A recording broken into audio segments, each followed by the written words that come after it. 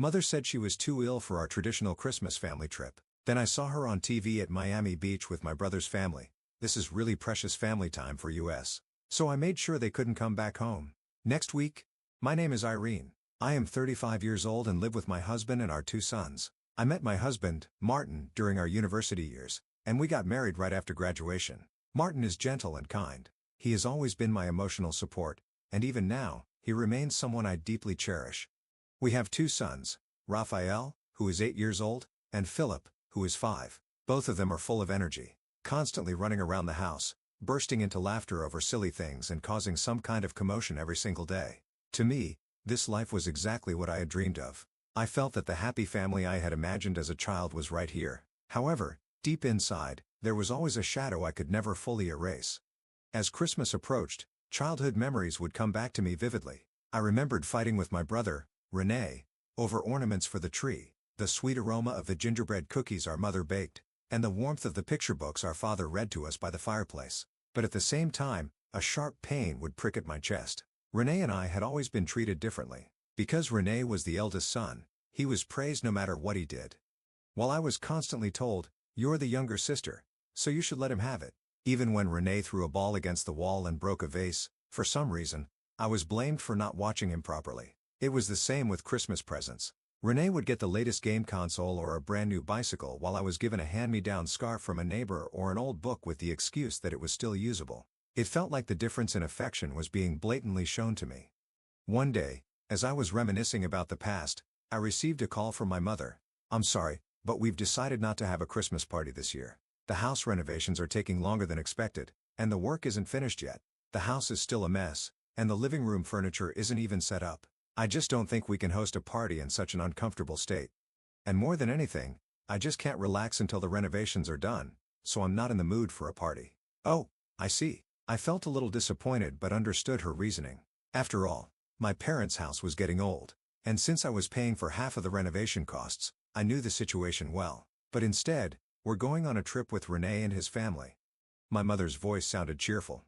"Shelley arranged everything. The grandkids are really looking forward to it." "What? A trip?" I couldn't help but ask. "What about us? You should spend a relaxing time with your family." She said it so casually. Christmas is meant to be spent with family.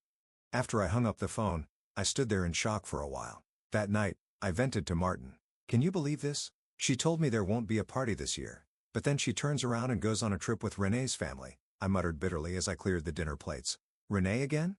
Martin let out a deep sigh. "Your family really does treat him like he's special. It's always been that way." I sank onto the couch. When René scored a goal in soccer, the whole house erupted in celebration.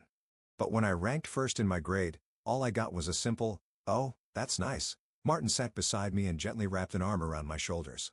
"But this is just awful." She said she was too busy with the house renovations to host a party, but she still has time to go on a trip with René's family, and after you paid for half of the renovation costs? Exactly. Anger welled up inside me. Why am I always the one being pushed aside? Why is it always René? Martin said nothing. He simply held my hand gently. The warmth of his touch calmed me a little, but the years of unfair treatment, the anger and sadness weren't so easily erased. "This Christmas, let's just spend it peacefully as a family." Martin smiled gently. "A real family is one that supports each other with love, right? Let's show them what that really means." I leaned against him, holding back my tears. But even the next day, my heart remained unsettled. Was it really true that they were going on a trip with René's family? I picked up my smartphone and called René. After a few rings, he answered, "Hey, what's up?" His voice was as casual as ever. "René, I just have something I want to ask." I tried my best to keep my tone calm. "Mom told me that there won't be a Christmas party this year?"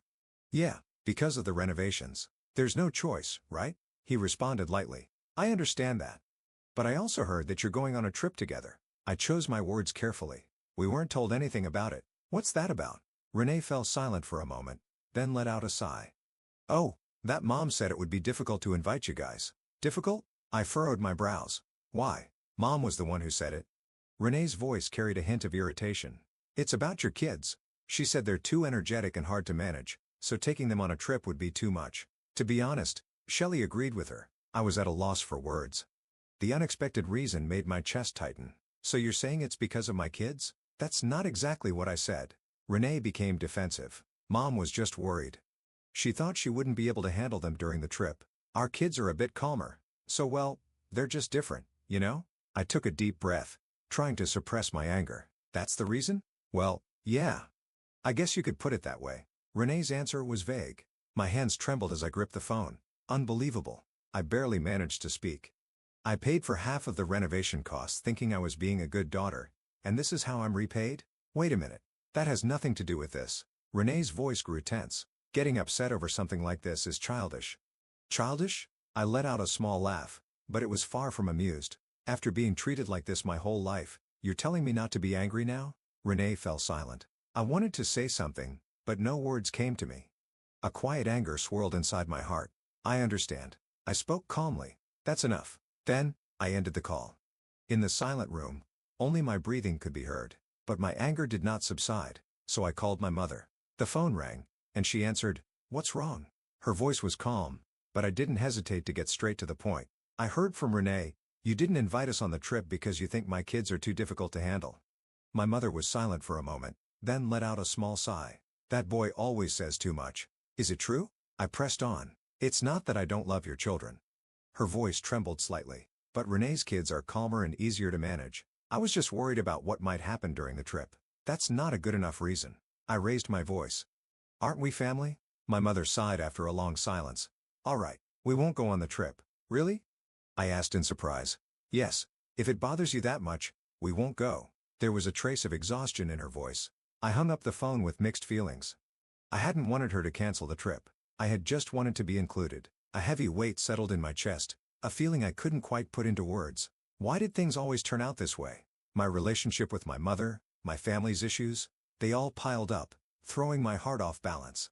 I took a deep breath, trying to organize my thoughts, but they only spun in circles. That afternoon, as I prepared for Christmas, my mind replayed the conversation with my mother. I thought I would feel better by the time Martin came home, but the frustration still lingered inside me. Then, I heard the sound of the door opening. "I'm home," his cheerful voice echoed through the living room. I turned around and forced a small smile. "Welcome back, Martin. I need to talk to you. Is that okay?" "Of course." "Did something happen?" He walked over with a concerned look and sat down on the sofa. I took a deep breath before I began. "I asked Renee about the trip. He told me the reason we weren't invited was because our kids are too noisy." When I called my mother, she admitted it was true. Martin fell silent, deep in thought. Then he slowly met my gaze and spoke. "I see. So they didn't invite us because of the kids." I never thought they felt that way, especially since they've always acted like they adored them. There was a slight hint of confusion in his voice. I shrugged and said, "I was surprised too because I thought they loved all their grandchildren equally. But honestly, it hurt a little." Martin gently took my hand. At that moment, I felt tears threatening to spill, but I quickly pulled myself together and smiled. "Thank you, Martin. Talking to you makes me feel a little better. Let's have a wonderful Christmas together as a family of 4. After that, we continued preparing for Christmas together. As I watched the snowfall outside the cold window, I felt a bit anxious about how this Christmas would turn out, but spending time with my family gradually warmed my heart. On Christmas morning, I sat in the living room, watching the news with a cup of coffee in hand. The children were opening presents under the tree with Martin, their joyful voices filling the room. I glanced back at the television screen. In that instant, my heart nearly stopped. On the screen was a familiar sight. Renee, Shelley, and our parents. Behind them stretched a bright blue ocean and a white sandy beach with people happily tossing a beach ball back and forth. At the bottom of the screen, the text read, "Live from Miami Beach. We're coming to you live from Miami Beach. Let's hear from people enjoying Christmas in the warm weather." A reporter held a microphone up to Renee. "How are you celebrating Christmas today?" Renee flashed a bright smile. "It's amazing to be here with my family. Having our parents with us makes this Christmas even more special." I tightened my grip on my cup. This is a lie. My mother told me they weren't going, and yet, here they were, happily vacationing with Renee's family. "Martin, look at this." Martin turned to the television and frowned. "No way. They said they wouldn't go on the trip." My voice trembled, "But they lied to me and went anyway." Martin said nothing. He just held my hand tightly and stayed by my side. Without his warmth, I might have collapsed right then and there. I sank into the sofa and replayed everything in my mind. The childhood years when Renee was always treated as special. The countless times my efforts went unnoticed. The way my parents disregarded my feelings even after I paid for half of their home renovations. And most of all, the fact that even my children were treated as if they were a burden. It was all too much. Anger surged within me. "I can't take this anymore." I spoke quietly. I will never forgive them for trampling on my feelings. The next day, I went to the bank and stopped the payment for my parents' home renovation. That money was something I had saved for years. I had spent it out of love for my parents, but that love had been betrayed. I knew exactly how they would react, but I no longer cared. A few days later, after returning from their trip, my parents called me in anger. The renovation payment seems to have been stopped. What's going on? My mother's voice was filled with frustration. What's going on with you? I replied calmly. You told me you weren't going on the trip, but you went to Miami with Renee's family anyways, didn't you? My mother fell silent for a moment, but then she raised her voice. This is a completely different matter. Stopping the renovation payment is the height of ingratitude. Ingratitude? I let out a bitter laugh. Does Renee even know that I was the one paying for the renovations? What's the point of telling him that? She didn't even try to hide her irritation. You should help your family. It doesn't seem like we're considered part of that family. I ended the call abruptly. Shortly after, my brother called me. You're blowing this way out of proportion. Renee sounded exasperated. It's just a trip. It's not just a trip. You treated my kids like they were a burden and then lied to me about not going. And you expect me to just let it go? I didn't think you'd take it that way. Renee sighed. You're such a pain. I hung up and slammed my phone onto the table. I was done with all of it, but this wasn't over. A few days later, I received a letter from a lawyer. It was from my parents. The letter demanded repayment for the debt of raising me. They were trying to take legal action against me. I can't believe they'd go this far. I gripped the letter tightly and looked at Martin with trembling hands. We can't stay silent anymore. Martin spoke quietly. We're going to stand up to them. I took a deep breath and nodded. This time, I would make them hear my voice. I read the letter over and over again. The words written there weren't just ink stains on paper. They were blades slicing through my heart. I took a deep breath and slammed the letter onto the table. That night, I contacted a lawyer. One of Martin's colleagues had recommended someone trustworthy. When I explained the situation over the phone, the lawyer, Flora Howard, responded calmly. Don't worry. Legally, you have nothing to worry about. Their claim is weak. If necessary, we'll fight back. The next day, I went to Flora's office to meet her in person. She was a sharp-looking woman, her words firm and unwavering. First, we need to gather proof that you covered part of the home renovation costs. Bank transfer receipts, contracts, anything will do. When I got home, I pulled a file from the back of my closet. Inside, I had carefully stored all the payment receipts. I had contributed half of the costs within my means, hoping to support my family. As I checked each document, my anger slowly gave way to a calm sense of determination. A few days later, Flora contacted me. Your parents' demands have no legal standing. In fact, the fact that you paid for the renovations proves their neglect of responsibility. We will send them a certified letter warning them to cease all contact from now on. I took a deep breath. Please do. Weeks passed, and the new year arrived. My parents called the house several times, but I never answered.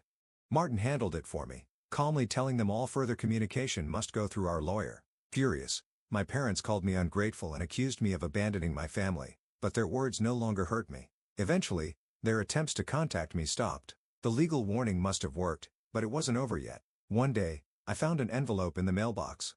The sender was Renee. Now what kind of accusation is he going to throw at me? I muttered as I opened it. Inside was a single letter. I never thought you could be this cold.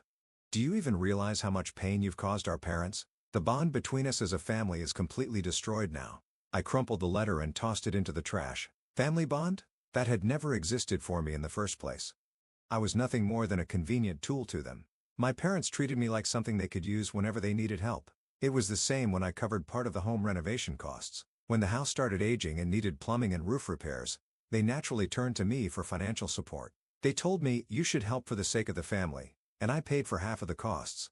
But I never once heard a word of gratitude. When my mother fell ill, I was the one forced to take care of her. When my father struggled with government paperwork, I had to take time off work to assist him. Renee was their golden child, always praised, never held accountable, and never asked for anything. It had become normal for me to be the only one taking care of them. Every time something happened, they would say, you're the only one we can rely on, leaving me with no choice but to comply. But in the end, I was nothing more than a convenient tool for them. I was filled with anger toward my parents and Renee for the way they had treated me. But more than that, I felt a sense of relief that I had finally stood up against years of unfair treatment.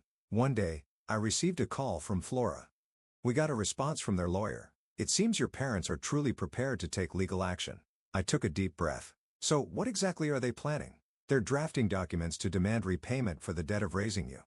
Essentially, They're asking you to reimburse them for past living expenses and school fees, but this is purely an emotional move. Legally, they have no grounds for this. I let out a bitter laugh. They were willing to go this far just to control me. Flora continued, "Of course, we will fight back.